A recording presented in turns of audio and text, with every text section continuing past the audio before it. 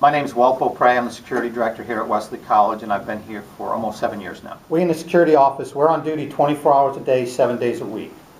We have security officers patrolling the campus either on foot, bicycle, or in the security vehicle.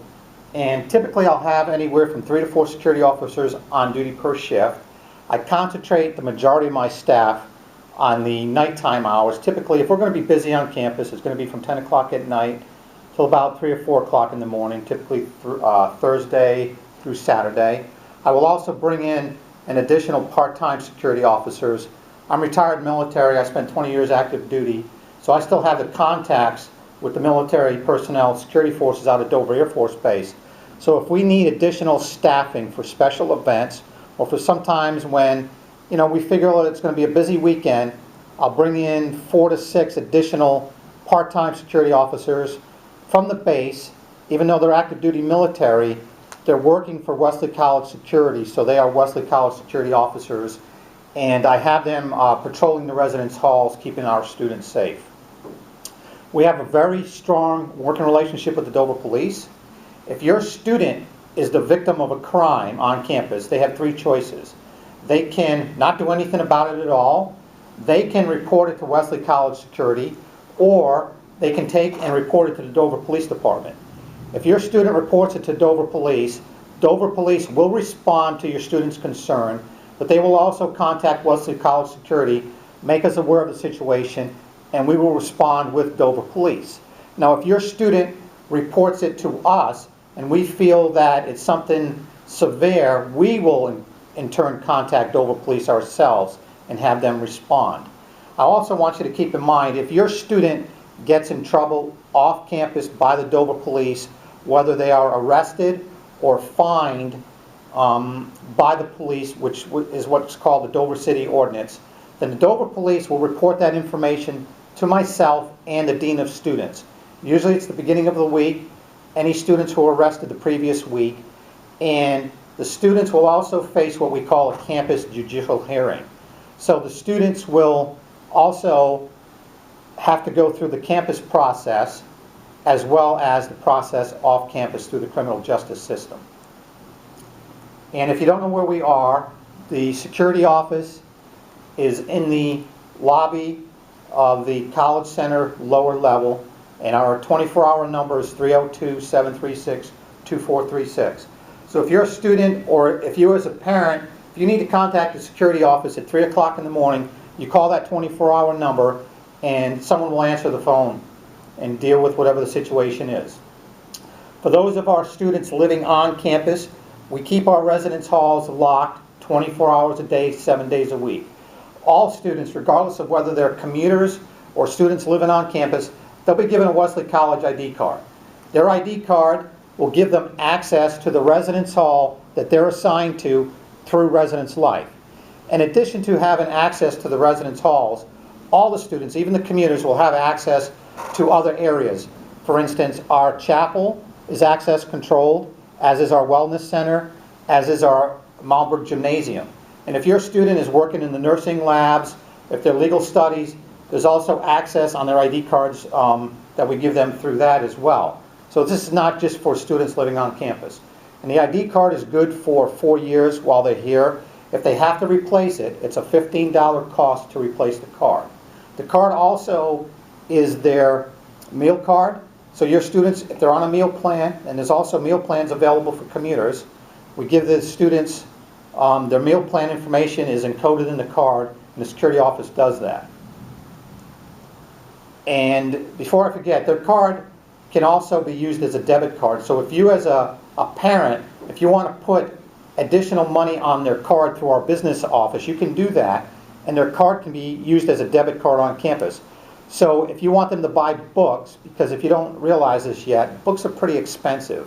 And if you don't want them walking around with a lot of cash, which I hope you don't want them doing that, you can put money on their card and they can go down to the bookstore and use it as a debit card to get their books. I want to talk a little bit about crime prevention, because crime happens. It happens on campus. It happens everywhere, unfortunately. And just something for you to keep in mind that I want you to talk about with your students is, if they're living on campus, to make certain that they're keeping the residence hall room locked. Even if they're walking down the hallway, to talk with some other students, maybe do some studying, please make certain that they're always keeping their rooms locked. And same thing with cars. I'll talk about vehicle registration here in a minute, but we do allow all of our students, first-year students, commuters, to have cars on campus. And it's just making certain that they keep their cars locked while they're on campus, and if they have any valuables, that they keep them out of sight. Keep them locked in the trunk of the car, or not even bring them to campus at all. I also encourage you to contact your insurance company to look into obtaining renter's insurance. If something is taken from your student's room on campus or from their car, Wesley College, unfortunately, is not going to reimburse you for that item that is stolen. So I highly encourage you to contact your insurance company to ask about the cost of renter's insurance. We had a family, I think it was last year, they had already looked into that, and it was going to cost them an additional, it was $10 a month while their student was here at campus for the renter's insurance to be added on. So I think it's worth a phone call. There's also something out there called LoJack. LoJack is a tracking device. It's software that you can get added to a laptop computer. So if you're looking at buying your student a laptop, they're just graduating from high school, they're going to be attending college, you want to get them a laptop, I would also ask that you look into obtaining this LoJack software.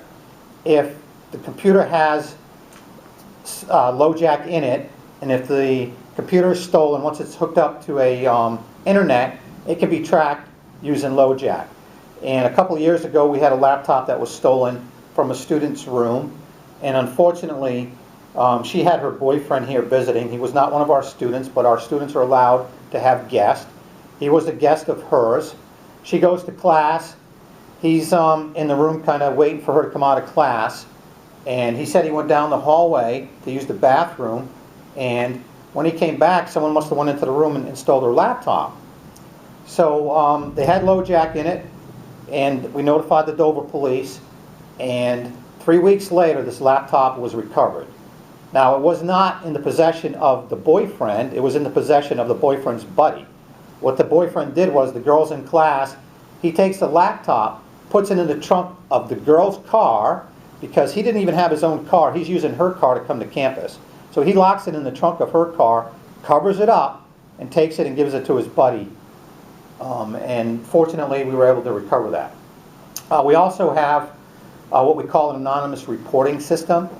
And I just want you as parents to know about this, because I know that if a student is going to, if something happens with a student, they're more apt to maybe make you as a parent aware of it. And if you don't want to call me directly, if you don't want to email me directly, you as a parent can go online to our website and go to the anonymous reporting system, and you yourself can report it and be anonymous. We also have what we call a tips line, this 302-747-5110 line. And again, you can call that number, give us information as to the location of whatever the crime is, maybe the person's name if you know who is involved, and we will act on it. If we feel we need to call the Dover police, we'll do that. If not, we will handle it with Wesley College Security. We also have surveillance cameras on campus. As of right now, we have 105 of them at various locations. Those cameras are monitored from the security office. It's all digital. It's all based on motion. So I can go back anywhere from two weeks to 30 days, depending on how much motion there is.